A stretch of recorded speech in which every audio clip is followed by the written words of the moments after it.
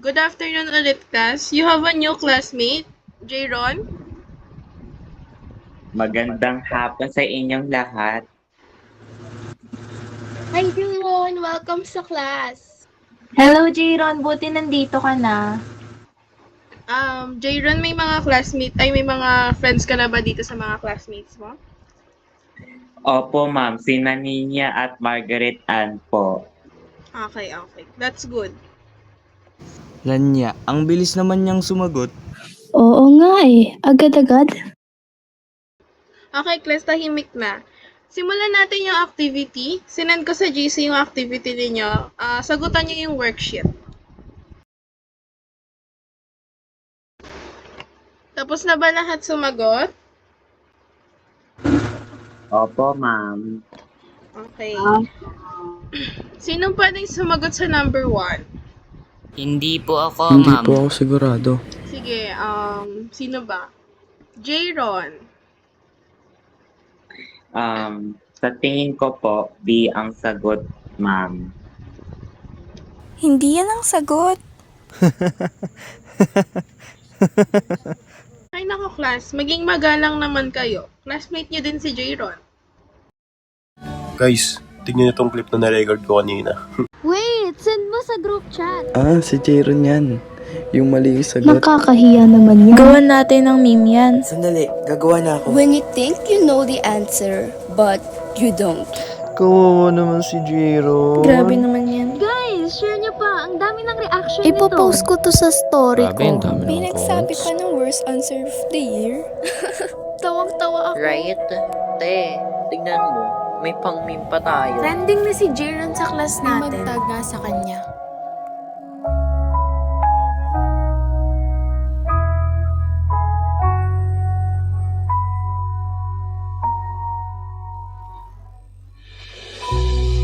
Jayron, napansin namin na parang may problema ka. May nananakit pa sa'yo?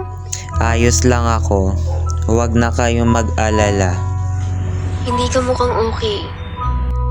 Kaibigan mo kami. Pwede mong sabihin sa amin. Ayoko lang muna pag-usapan. Guys! Umabot na sa 200 reaction yung video! Grabe naman yan. Ang daming natatawa. Relax lang! Biro lang naman yun eh! Oo nga, hindi naman seryoso. Tarakata? Absent po. Ilang araw na atang absent si Tarakata. Ano nangyayari? Yaan mo na yan, ma'am. Baka nag-i-inarte lang.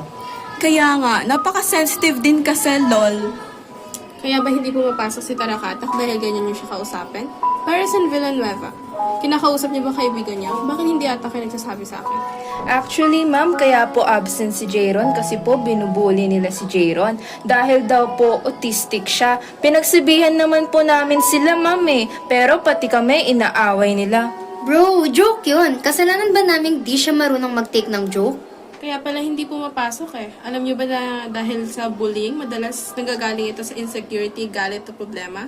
Hindi niyo naman kinakakul yun eh. Nakikisabay kayo sa barkada niyo. Pero kahit ano pa man yun, hindi tama na nangiinsulto kayo ng classmate niyo. Talk about favoritism, Miss Sagang. Kaya nga, liit na bagay. Nool, si Mom talks a lot. Guys, please stop bullying Jayron, okay? Alam niyo ba kung anong nararamdaman niya? Plus, wala namang ginagawang masama sa inyo si Jayron ah. Kaya nga, nananahimik lang naman si Jayron pag titripan niyo. Paano kung may mangyaring masama sa kanya? May maisasagot ba kayo kay ma'am? Sus! Kala mo naman sinapak namin si Jayron eh. Oo nga. Tsaka lalaki naman siya. Ba't di niya kami harapin? Ano bang ginagawa sa inyo ni Jayron? Bakit niyo siya kinukutya? Grabe naman sa drama. Weirdo kasi kayo. Diba? E di kung di niya kayang itig, e di sana nasumbong na lang siya sa nanay niya. Pinakul niyo na yan. Wala ko dream job nyo. Artista, no?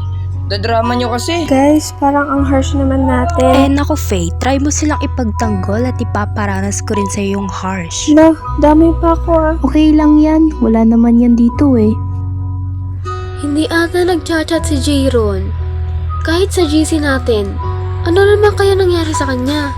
Kaya nga eh, nag-aalala na ako sa kanya. Sana okay lang siya. Di ba kilala mo parents niya, Marga? What if kausapin mo sila? Sige, sige. Try kong mag-reach out.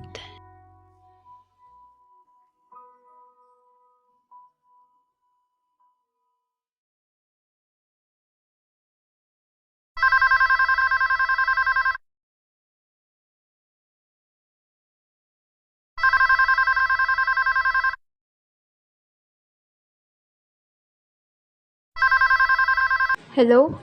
Sino po sila? Tita, si Marga po. Bakit? Itatanong ko po sana kung okay lang po si Jayron. Di na po kasi namin siya nakakausap eh. Hello? Tatay niya ito. Wala na ang anak ko. Paano bang mapapawi lahat ng mga nasabi?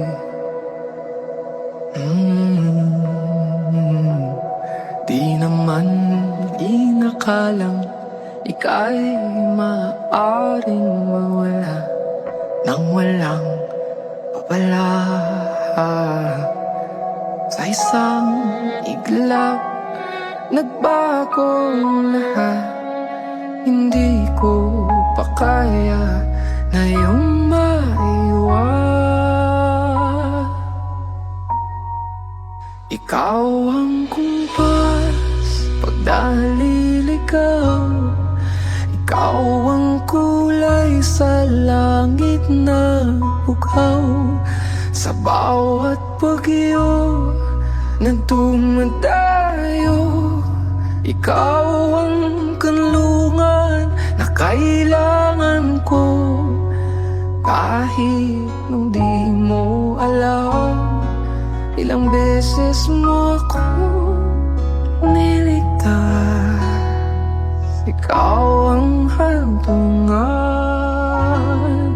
at aking wakas.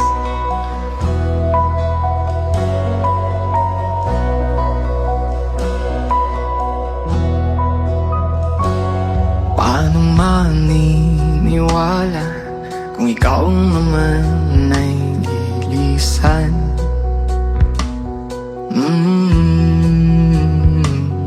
Di naman na iplano ako'y masaktan ng ganito. Paano na ba ito? Sa isang iglap, nagbago ako. Hindi ko na kayang mawalay sa'yo. Ikaw ang kumpas pag naliligaw. Ikaw ang kulay sa langit na bukaw. Sa bawat bagyo na dumadayo, ikaw ang kanlungan na kailangan ko. Kahit hindi mo alam, ilang beses mo akong iligtas. Ikaw ang hantungan at aking wakas.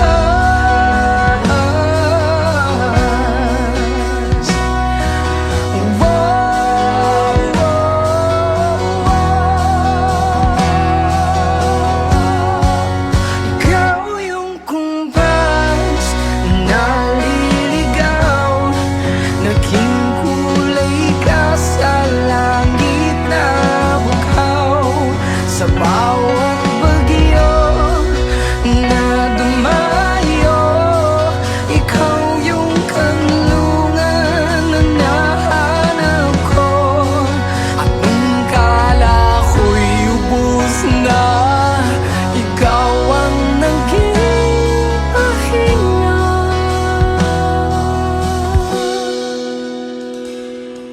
Ikaw yung kumpas nung naliligaw. Ikaw ang kulay sa langit na bukaw. Sa bawat bagyo na dumayo, ikaw ikaw ang kanlungan na nahanap ko. Kahit nung di mo alam, ilang beses mo akong niligtas. Ikaw ang hantong